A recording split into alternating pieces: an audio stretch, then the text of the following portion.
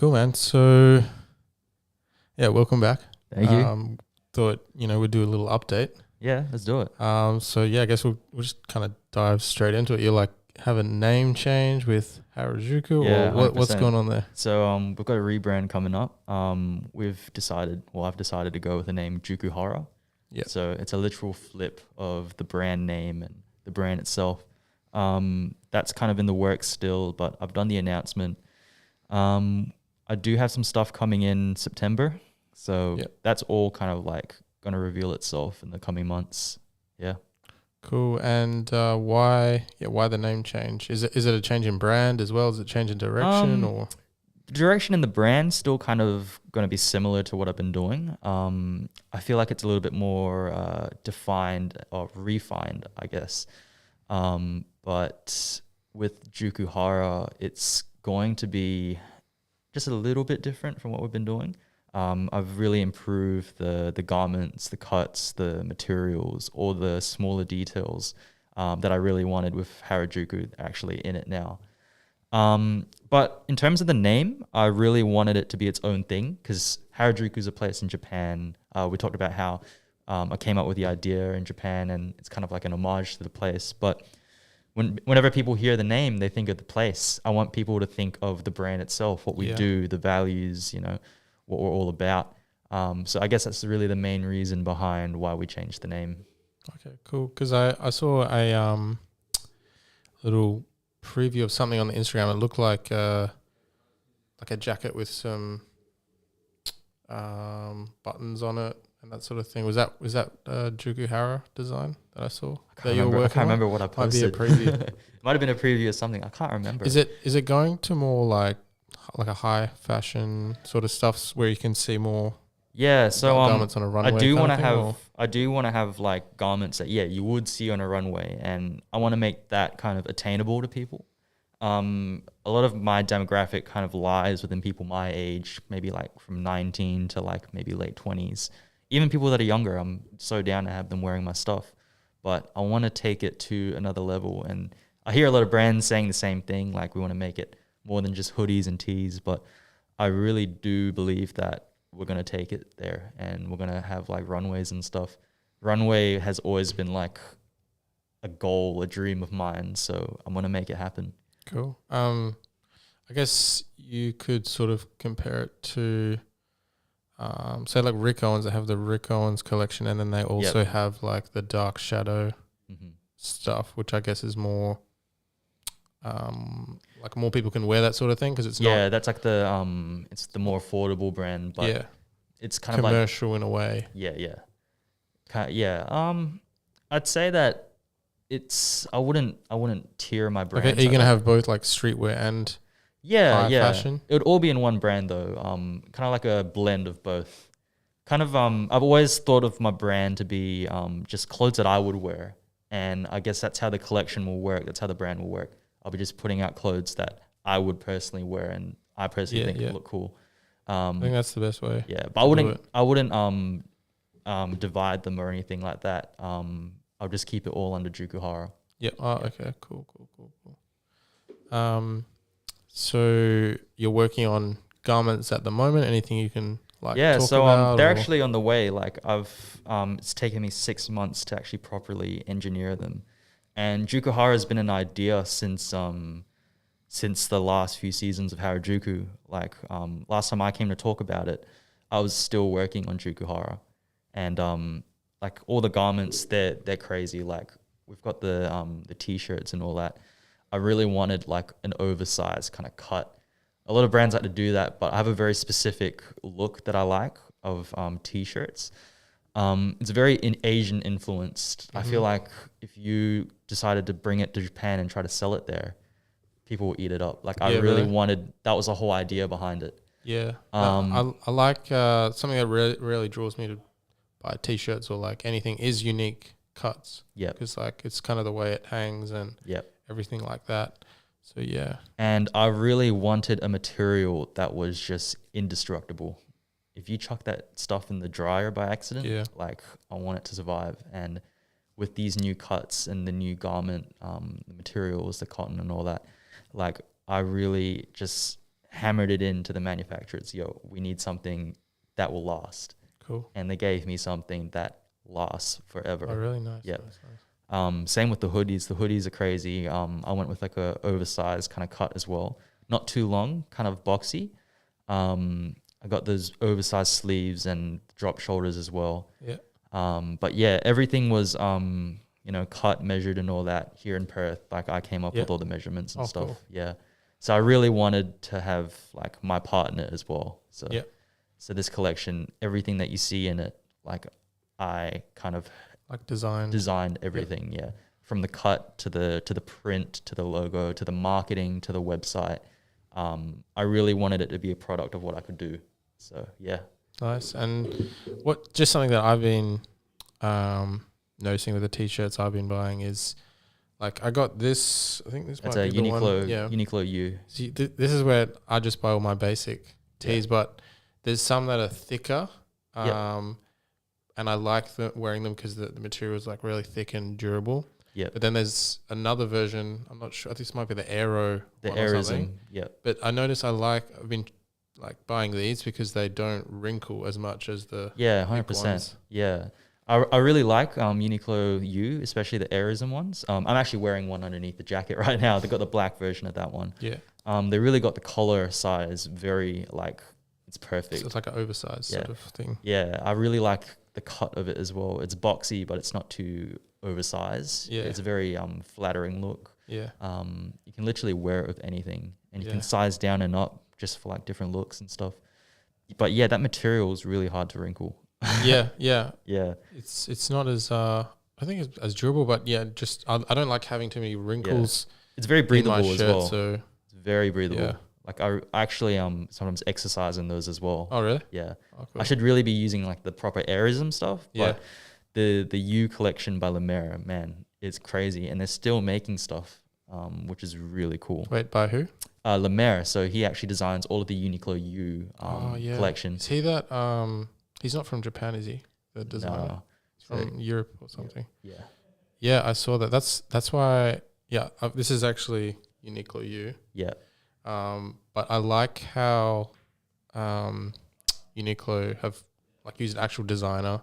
Yeah. And I just love how they market their products because it's actually 100%. quality, and they get like a real designer behind it and stuff. And yeah, what I really like is this ongoing trend of designers stepping in and just redefining that basic essential. Because like if you think about maybe like Converses, you see like designers doing their own thing with it. Yeah. Maybe like the Feng Chen Wang, their Converse collab, they made like the extra sole that goes on top of it, the extra paneling. I just love collabs. Yeah. It's like a redefined staple, and I really like that trend. It's been going on for like a few years now, where they just make something basic like even better, step up the quality and the fit, kind of just sophisticate it a little bit, if you get what I mean. Yeah. Yeah. So that's what he's done with all the U stuff as well. Like there's a certain thought behind the fit and all that as well. But yeah, half my wardrobe's Uniqlo U, so yeah, I'm a huge fan of like what he's done with Uniqlo, 100%. Yeah, I'm a big fan of when just brands collaborate. And I think it's really necessary to keep old brands fresh. Yeah. Like Converse or Uniqlo, you got this big commercial brand, and they can really become stale if you don't have like a designer behind it with that experience to like get a cut right or design right or colors right. Yeah. And the other thing I like about Uniqlo is like everything works together. They chose like the colors, and so I thought that was really cool. You could literally go in there blindfolded, pick 3 things, have an outfit done. Yeah. 100%. I really like how affordable it is as well. Yeah, I vibe it. Yeah, Uniqlo UTs are $20. Yeah, I know. And then staff get them for $14, so I try to get them for $14. I heard that I don't know if they make any money or maybe like a few. I'm not sure how much they make, but I heard it's probably their lowest. They make the least out of the shirts, but the reason that is because everyone comes into the store to buy the shirt. Yeah. And because they're always coming in to buy a tee, they're looking at the other clothes and like buying that. So it's kind of smart.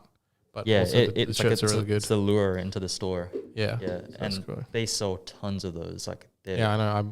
I just buy them. They're like my own shirt, like basic tee I buy. Yeah, 100%. But no, a lot of brands try to replicate the fit and the cut as well, like with the Uniqlo. It's just such a perfect like cut, honestly. Yeah. Yeah. I was watching a few videos on Japan fashion, and because I was just like, why is fashion like so ingrained in the culture? You know what I mean? And I think just from it's even from I don't know the samurai. If you look at like the samurai outfits and stuff, it's just like I don't know. Do you know? Have you looked into that, like the history of Japan fashion and stuff, and like? Not really. Because it's important in their culture to be well dressed. Yeah, 100%. It's kind of about respect. I don't really look at like the culture per se. Like I don't really look. I look at the culture, but not the history. Sorry. Yeah. I kind of just see it as why, like how they're doing it now, not really why. Yeah. But I do think about it quite a bit. I'm just like, yo, like they're always really well presented, and I guess that's just how like they are over there at the moment. You know, like you get judged a lot over there, to be honest. And like, if you're not well dressed, you're like you're seen as less than. Yeah, not even just like how you dress, but like literally every aspect of your life, like the school you go to. Oh yeah, the work. yeah. It's a very different like even with my like a lot of pressure. Yeah, even with my culture, like it's so different to Japanese culture. You know, like each Asian culture is just held different, and I love that for it. Like I think that's really cool that we've got like our own diverse kind of like subcultures. But the Japanese culture is just one that you really got to like have a look at. Hey, I think it was also because their society is more like homogenous, so they like to all be sort of similar because it's kind of there's a saying the nail that sticks out gets hammered in, or something like that, something along the lines. Yeah. So it's very, very like looked down upon if you're very like different. Yeah.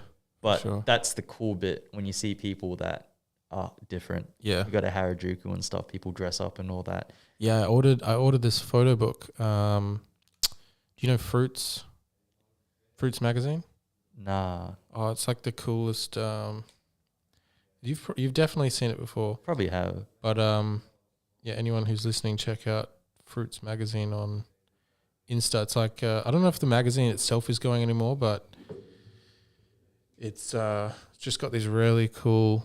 Like really I cool would have Japanese seen these photos. Yeah, but I ordered the photo book for this. That's awesome. And the fits, they're just all on point. It's crazy. 100%. But yeah, these are definitely the type of people that you'd find in Harajuku, because I think most of the time Japanese are, I guess they dress more professional. Yeah, 100%. Most of the time, but these guys is like Japanese street fashion, which is they really love really like cool. Their upscale, like you know, like the thrift vintage kind of style as well. Yeah. They love American culture over there. That's what I noticed. They cool. love American culture, and they love Harry Potter. I don't know why, but they really like Harry Potter. Cool. But no, it's cool that they like you know, like the vintage stuff and the thrifting, and I guess that is in their culture as well. They like to fix things that are broken. Did you ever thrift over there? Because I didn't even like when I was in Japan and South Korea, I didn't think of that, and I was like, damn, that was a missed opportunity. I thrifted over there. It's very I'd say it's very American style. Like maybe the ones I went to, a lot of like varsity jackets and stuff. They really like their varsity jackets over there, actually. A lot of baseball teams as well. They like baseball there as well, which is crazy. Really? Yeah, it's a sport that a lot of people play. Yeah, in South Korea, baseball's huge. But yeah, there's a lot of Western influence over there. So I guess in Japan as well, similar. No, 100%. Even like with like anime and stuff, man. Like there is a lot of American influence in some of the characters.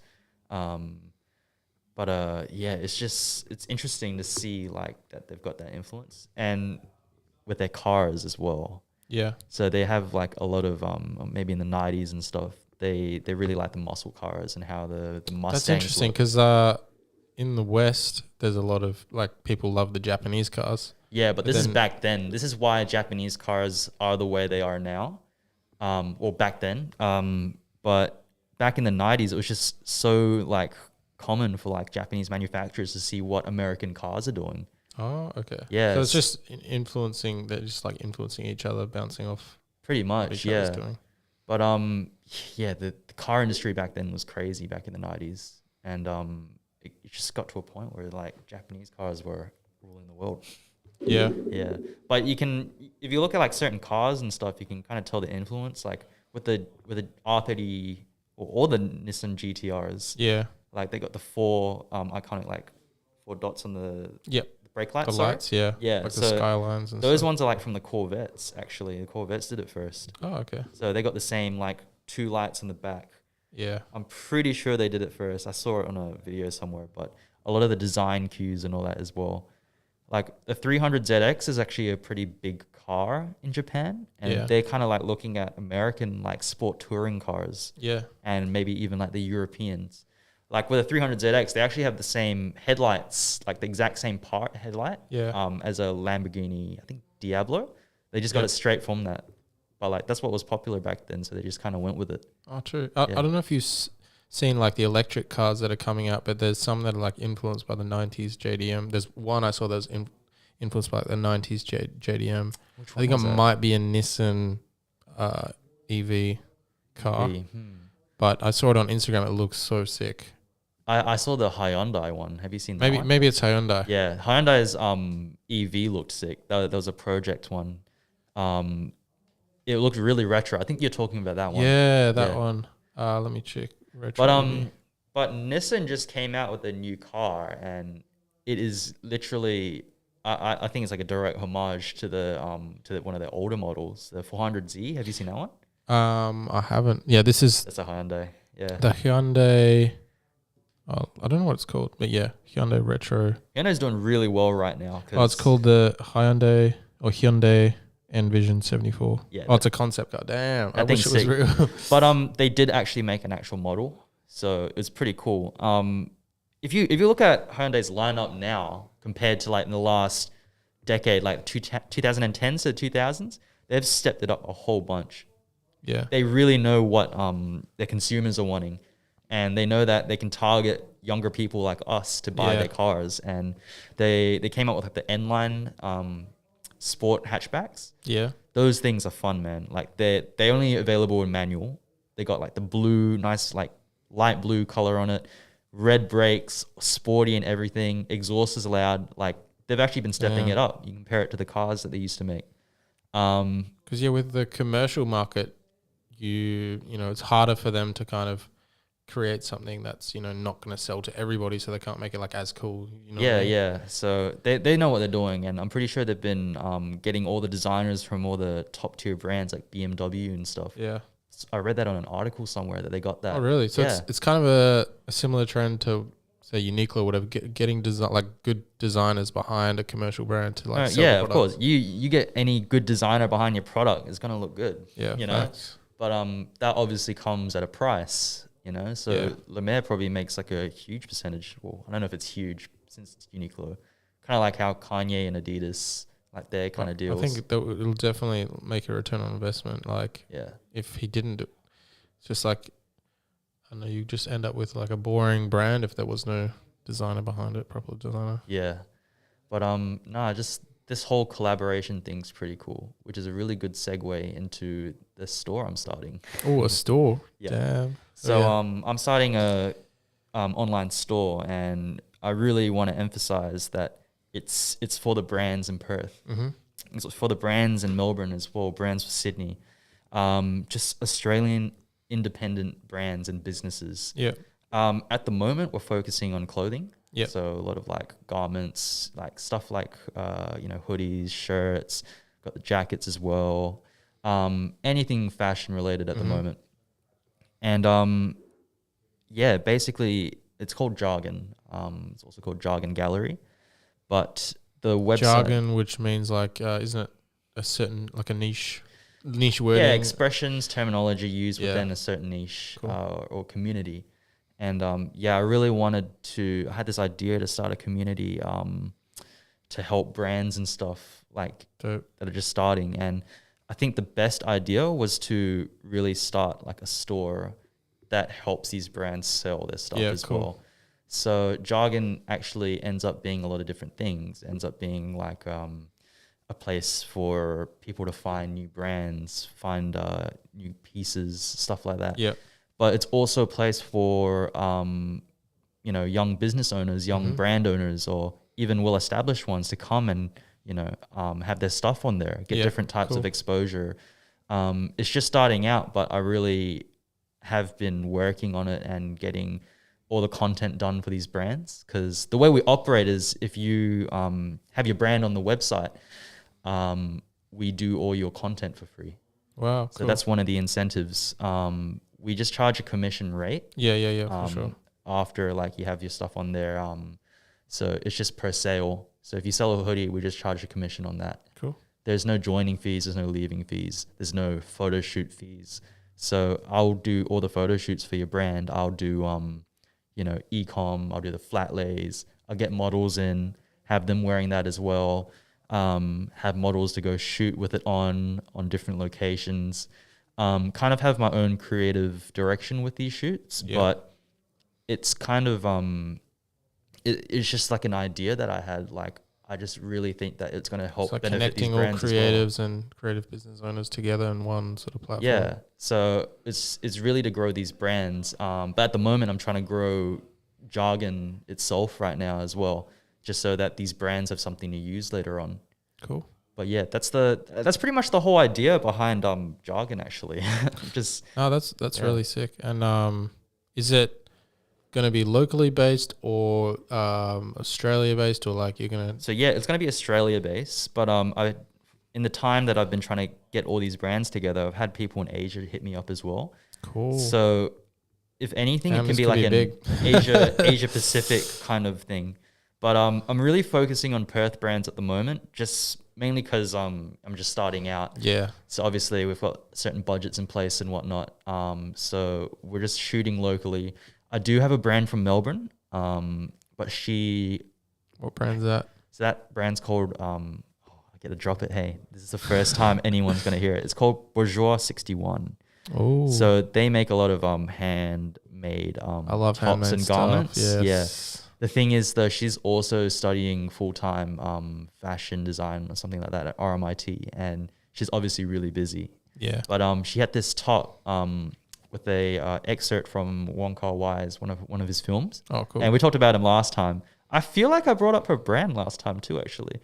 I might have. Possibly. But she's just got like a few pieces left. I really wanted to get her on board, so I just got her to send it over. Nice. Any Perth brands that you connect? Like, can you name drop the brands you're working with at the moment? I can. I'll name drop maybe 3 of them. Yeah. So first one, I'm actually wearing his stuff right now. Turner Bacot. Oh, is that the jacket? Yeah. So this is the track nice suit material. jacket. Yeah. So it's actually really cool. Like having them bring their stuff in for me to shoot, because I get to talk about the pieces with them and really learn more about it. That way I can really kind of explain it on the website and at the pop-ups, because we're going to be doing pop-ups as well, what the piece is about, you know? So this is it's almost like a formal casual, like it's actually formal and casual piece. Yeah, that's what I noticed about the Turner Bacot brand. Like, yeah, because I went to you were at the Safe Fashion. Yeah, event? so they had the runway there as well. Yeah, and they had the runway, but yeah, their pieces are really like you can wear them, you know, out for business or just casually on the street. I like that duality. I like that it's not like in between, like formal casual. It's actually formal and casual. Yeah, which is sick. There needs to be a word for that. Yeah, formal and casual. Form casual. I don't know. I really like this piece because it's really comfortable. It's very nice material as well. It's just a very it looks nicely nice designed. Fit. Yeah, like the zipper. What I really appreciate is the details in this piece. Is it a logo on the zipper there? Yes, 100%. So you can actually see the photo of the zipper on my website because I took a photo of it. But what's cool also is that on the inner side of the jacket, it's got a lining. I don't know if you can really see that on the thing. See it. But this lining is like made to look like inside of a suit jacket. You even have the pocket up here. Oh, yeah. Dope. And then they've got the tag over here. I think it's just a very well thought out piece. Yeah, you can really tell they put a lot into the branding. Yeah. Which kind of helps design the garments and whatever. 100%. And it's a very distinct style. It's no logos on the outside or anything. I reckon that if I'm not big on logos, so I like that. Yeah, I like that it's very like discreet. I can actually wear this to meetings and stuff. And 100%. Yeah. So yeah, jewels. It's kind of like how like I like to just wear cardigan. Cardigans are also very like versatile. Yeah, yeah. Yeah. So Jules, who owns a brand with Marshall, I think it's Marshall. Yeah. They told me that you can literally wear this with like a suit as well, like like a button shirt, tie, like just formal apparel, you know, just like a formal Cool. outfit. So that's what I really like about it, that I can wear this to work. That's a big thing. I'm always looking for things I can wear to work. Yeah. Then you know it kind of takes out the thinking too much about outfit, because if you know your day you're going to do some casual stuff or also business, you can literally just chuck this on. Yeah, be like yeah. a daily sort of fit. But yeah, it's very comfortable. It's warm as well. I feel like you can also wear it in spring. Spring's coming up as well, I think. Yeah. Oh my god, spring's coming up. Damn. But yeah, they also make like a bunch of they got a bunch of t-shirts as well. They've got their premium economy line, which is really nice. They've got like boxy kind of like style t-shirts. They've got this like brand insignia. Well. Nah, I wish. But they have this brand insignia that I think is really cool. Yeah. It's like almost like a signature. And they have that on their director's cut leather jacket. Have you seen that? Yeah. That one's a really cool piece. Like it's probably one of my favorite along with this one. And they just released 2 new hoodies and crew necks, or a hoodie and a crew neck. One's called the After Hours hoodie. And the other one, oh man, I can't remember. It's a brown one. That one's really cool. Seen it, yeah. It's like a crew neck with the towel knit signature as well. The After Hour one's cool. It's just got the Turner Boko logo just spanned across the chest, and it's got this really nice boxy fit. And the garment itself is so heavy as well. Like it's just heavyweight, nice and thick, perfect for winter. But I really like that they kind of like deviate from the typical hoodie fit as well. They're kind of going with a more cropped and slightly oversized fit. Yeah. I think that looks really cool as well. And if you feel like you're short and you think you look short, I think you should wear more cropped pieces, because that kind of accentuates your proportions. So your pants look longer and then your top looks shorter. You look taller in photos. Okay. Yeah. I don't know about real life though. Good luck in real life. If your pants are longer, but like obviously, so you, okay, I get that. Makes your legs longer. Shorter. Yeah, cool. Because and what other brands other than Tanabuko? We got Rated R as well. Oh, dope! Yeah, Rated R is really I love cool. this stuff. Yeah. So they take a lot of inspiration from like punk culture and stuff, and a lot of the designs are like punk influence.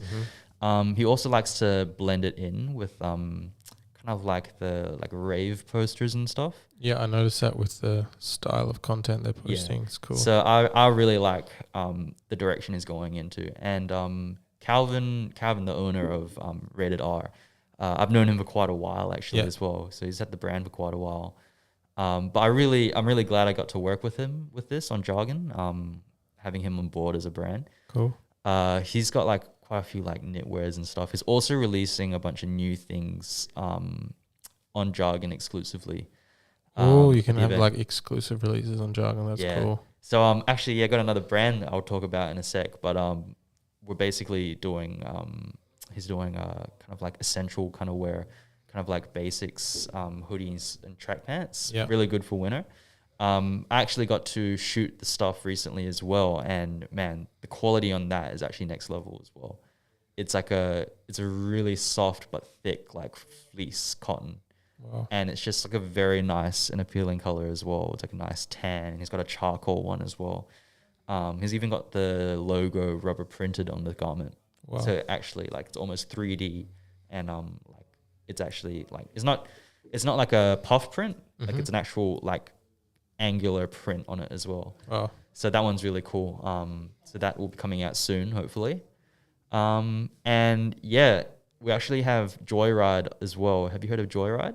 I haven't heard of Joyride. So that brand's owned by David. Is it local? Yeah. He's from, I think he's actually from Melbourne, but he moved back to Melbourne. He was in Perth for quite a bit. He actually designs all of his own garments. He's very well known for like 3D rendering. He's collaborated with a lot of artists with his 3D stuff. Like we talked about Brendan last time. Yep. So David actually does quite a few like 3D renders and stuff for the videos sometimes as well. But David's got his own brand, and he kind of just does whatever he wants with it. Cool. Kind of like me with my photos and like how I've turned it into a brand. But with him, his stuff is crazy. So you've had Annie. Oh, have you met Annie? So Sausage Lord. I haven't. Oh no, I took a photo at your event. Oh yeah, but I haven't like officially met her. No. So Annie, she's actually on one of his designs on the T-shirt, which is really cool. sick. So he kind of incorporates that into his Nice. designs too. But hopefully by the time we do the launch event, which I'll talk about in a sec, we'll have his pieces exclusively available at Jargon. Cool. So he's got this one T-shirt that he's working on right now. So hopefully he gets it in time. But I'm just really excited to have his brand on board as well. There's a lot of care and detail within his designs, and the garment itself just looks crazy because you can't really. It's hard to explain. I really want you to see it after the podcast. Yeah. It's so sick. Like, cool. I've got quite a few friends that like I buy from him as well. like brands that just put the creativity into the product rather than just like maybe slapping a logo onto it. Like they put their personality into it, so it makes it like 100%. really unique and different. Yeah. But Joyride is one of those brands that really really stood out to me, and I really wanted him on board because it's just I'm pretty sure it's a one-man team for him at the moment as well. But yeah, there's so many other brands. Anything else, or that's all you can talk about? Oh man, there's so many other brands that I really want to talk about. But maybe we'll stay tuned for the launch, or stay tuned for the launch. There's so many, like, these brands have worked so hard to get to where they are now, and I have so much respect for these brands. Like, some of them, there's only one person on the team, and they're designing and cutting up all their stuff. Like, it's very time consuming. There's a lot of work, sweat, tears that go into these things, and some of them have teams, and it's almost like a family for them. Like, I've got to sit down with every brand and just talk to them about the whole process. Pretty much almost all the brands I've talked to, like, the owner and the team, and it's just so interesting to hear like what goes on with the brand, and how they got there and what it's about. Because it's just, there's so many stories, but like I wish I could just sit down here and tell you guys all about it. But I reckon come to the event and we can all talk about it there. So you said September was going to be... So it's going to be on September 9th. We're doing our launch event. You guys are hearing it first. We're doing our launch event at Cabinet Noir. Cool. So that will be on from 6 p.m. to 9 p.m. We'll be introducing all the brands. All the brands will have their stuff for sale there as well. We'll have DJs, hopefully drinks. I don't know, but it'll be good vibes.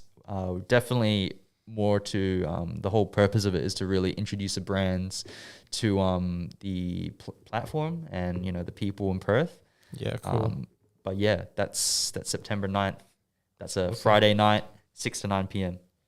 Get amongst it. Let's go. Yeah, I hope to see you there. Yeah, 100%. I'll be here. Easy. Hopefully, all the listeners there too. Yeah. Oh yeah, 100%.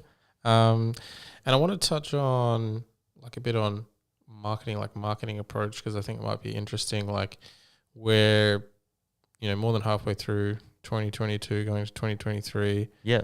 What's your like approach been to marketing your brands and that sort of thing on social media? Any updates or like changes? So with that, I don't want to give too much away, but at the same time, I think it will help people out.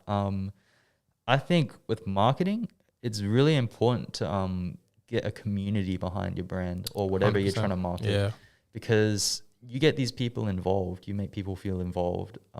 They just want to promote what you're doing because you're kind of 100%. Yeah. And that being like with Jargon, since it's a whole community-based type project, I think the marketing really, like, it lies within the brands as well. Yeah. When they share this stuff, because when I announce the event, I don't know, in a few days, I think I'm announcing it on Friday. All these brands are part of it. They're gonna be sharing it to all their followers and stuff. Some of these brands have like over 2,000 followers. Some of them have like maybe 500-600. Some of them aren't as big, but that's the whole point. We're gonna get all these people together. I'm sure, like, if you look at all the followings for like all these brands and stuff, that just disconnected. Oh yeah, I think you gotta. All right, we're good. Sorry, what was I saying? Something about like reaching out to all the like people following these brands. So like the engagement, like, and the reach, like I think that's the main things we're trying to get as well. I'm trying to make the content look a certain way. I don't want it to just be regular brand photos in a studio. I want there to be some creative. Yeah, there's a creative direction behind it, but I really want it to help emphasize what the brand is about. So certain shoots might be a little bit more moody, more like fitting to the brand. Some of them maybe a little bit more like, what's the word? A little bit more uplifting, I guess. Yeah. Maybe a little bit It's more. like you're catering it's not just going to be basic product photography with Yeah. like a white background. You're going to be catering it to the brand. Yeah, if it's like a sophisticated brand, I really want a sophisticated shoot. If it's like a dark and a little bit edgy brand, we're going to go do that as well. Yeah. And I guess because I've been working at CAB for so long and, doing my photography and stuff, I do have like a good idea of how to do that and how to kind of convey it through images, that idea and the themes behind it. So again, that's probably another reason why I decided to go and just start Jargon, because I just knew that I could do it. And I think that was very important, that I knew how to take my own photos. Yeah, I think community is so key. Like even for my photography stuff, I started doing just photography meetups for fun. I didn't really have an idea behind it, but I just thought, especially in places like Perth, just have people come out and like create, walk around, and they can kind of feel a part of something. So I think that's super important. I feel like that's helped you grow so much as well. Yeah. Whenever you just involve yourself with the community, because you give what you get, right? Yeah. And I just think that community is just the number one thing. Community and culture. Yeah. The type of culture that you want to kind of show off to these people, kind of like introduce to.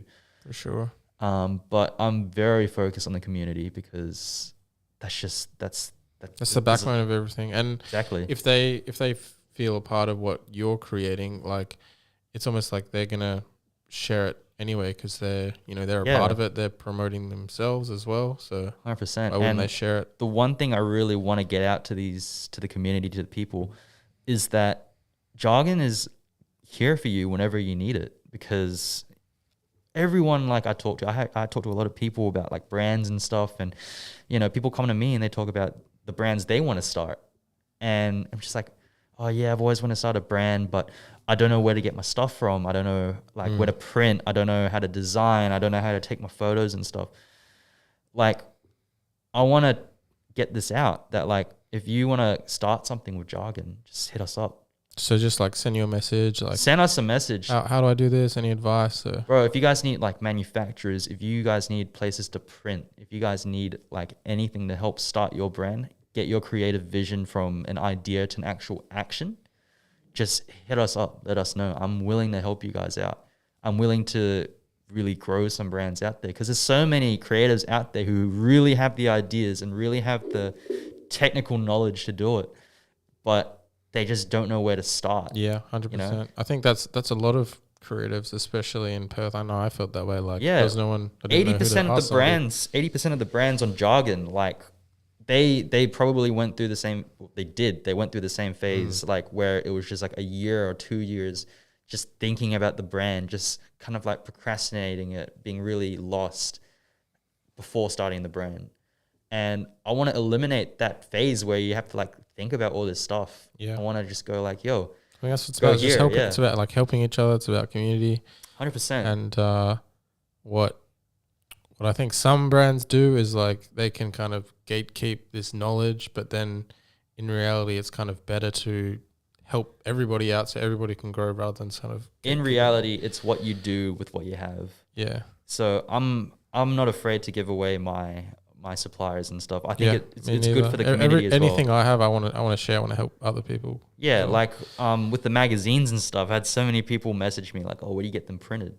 I'm like, "Go to Mixam in Melbourne or Sydney, wherever it is." Yeah, they're really good. They helped me print my last 3 issues of my magazines, but just go there, because everyone's work is different. Like, if you're scared of people taking what you have, like everyone's got different creative like thoughts and processes. Exactly. It's like nobody can really copy your work or like my work if it's done from like a creative, like if it's created for, from ourselves, you know what I mean? Like no one can copy my thought process. No one can copy 100%. your thought process. So Even if someone does end up like copying you, like that's okay. You're it always doesn't gonna be matter. you're always gonna be one step ahead of them. And actually, I saw that on someone's story. I think it was Sylvester from Banks. Yeah. So Sil. Yeah, like if someone's copying you, you're always gonna be one step ahead. People are gonna Exactly. notice. Exactly. Yeah. So if you're always innovating and stuff, if you're always, you know, coming out with these ideas that you think to yourself are like brilliant, then you don't have to worry about other people copying you.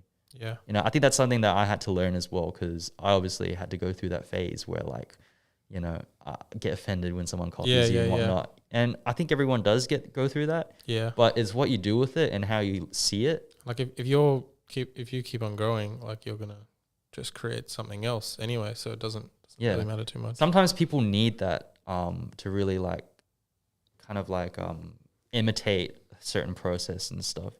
And that actually is talked a lot about, you know, imitating what's great and then making it your own later on.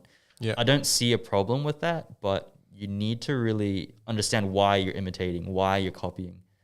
If you're doing it to make money and like kind of rip someone's flow off, then yeah, that's probably not a good idea. But if you're imitating like a certain business like mindset, or, you know, a design process, to make your own things, I think you can't reinvent the wheel. I think that's that's all right, you know, that's fine.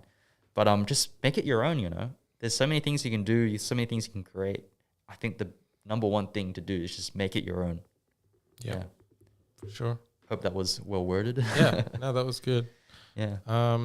And your like personal, have you been doing any personal photography projects, or are you kind of more focusing on Unfortunately Jargon not. and Jukuhara at the moment?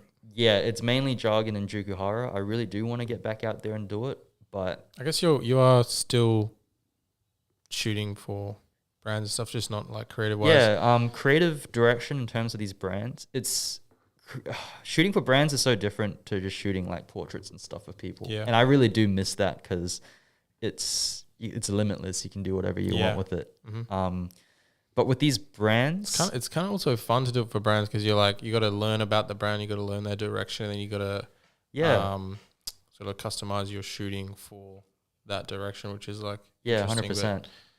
I've gotten so used to shooting brands. I actually shoot brands every week, which is kind of crazy. But like at Cab, that's what I do. So I'm quite used to it. But when I get to shoot for, just say like rated R and stuff, or like Turner Co, like that's cool, because I get to put my own spin on it as well. Yeah, for sure. I get to interpret it a way that maybe they didn't get to interpret it, you know. But I wouldn't say I don't miss shooting the stuff that I used to like shooting, but I really like shooting for these brands now. I like shooting for brands, like especially the local ones. Yeah. Even for me, like I've been just focusing on shooting commercial lately. I haven't done any shoots in Asia. It's just like I'm following my flow. This is what I'm shooting now, just for brands mostly. But I'm sure at some point I'll like create some stuff as well. I was looking at my media account the other day, actually. I was thinking about it, and man, I just saw the my latest posts, and it's all like paid work. And I'm just like, man, like I really want to start doing creative stuff again. Hey, because you go, maybe that's just the process. Like the more you shoot, the more you kind of get hired, and then you do work for other people. But I scrolled down a bit, and I'm just like reminiscing all the times where I actually like would drive out and just do like a shoot for, you know, for my own creative or own creativity and stuff, like my own ideas and stuff. I really miss like the moody lighting with the Y2K kind of like style and stuff. Yeah. You know, just that kind of like, those kind of shoots were so fun to do. Yeah, collaborations. Yeah. That's where it all starts. And through those collaborations, like I've met like a lot of cool people. I actually shot my friend Chanel. She's moved to Canberra, but Chanel was one of the first like shoots that I did on film at night, with the whole like Cantonese film aesthetic. Oh yeah. Yeah. Cool, So she was like with the green light and stuff with the cigarette. Oh, so nice. that's kind of like where the style came from. And Chanel's actually helped, like she's like my older sister basically. Oh yeah. Even though she's in Canberra and stuff, but she's like she's just like DJing and stuff. Like she's so cool. But are you gonna have like for Jargon? Obviously, you're gonna have like launch parties and stuff. Are you gonna have meetups or community events or like? Yeah. So we're gonna do a lot of like pop-ups and a lot of like gallery style events. Because I really like the idea of like an exhibition. I've always wanted to do it. Yeah, like because there's one. I know there's one this Sunday. It's called All the Rage, and yeah, that's right. So are you going to that? Unfortunately, I won't be because I'll be working on Jargon and stuff. Oh yeah, and I'll be at CAB as well. But a few of my friends, or people that I know, I think Rianne, she does she does architecture at Curtin. I'm pretty sure. I've never met her. I don't think I've ever talked to her, but I've seen her stuff. I've been looking at her stuff.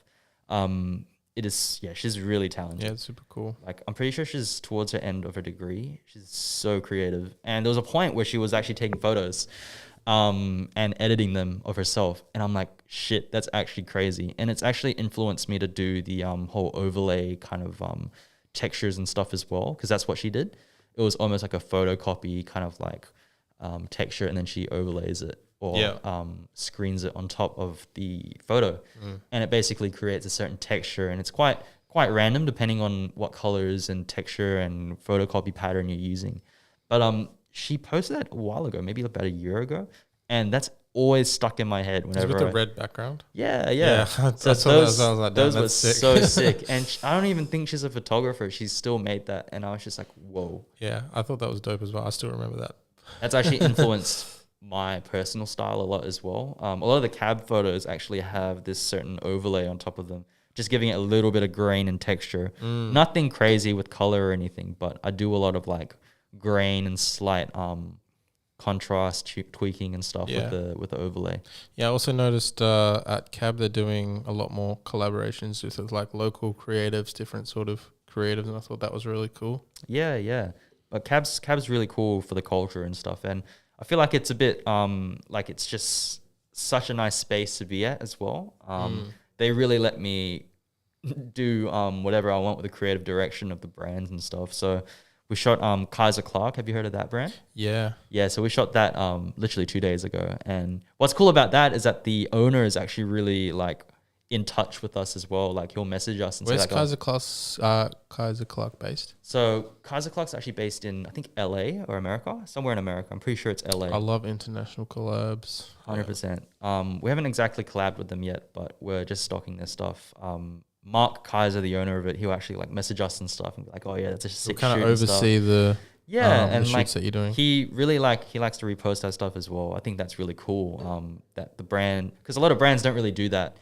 But yeah, he's really in touch with like what's going on with the community and stuff. Would you ever see secondhand clothing sales on Jargon, things like that? I was thinking about that.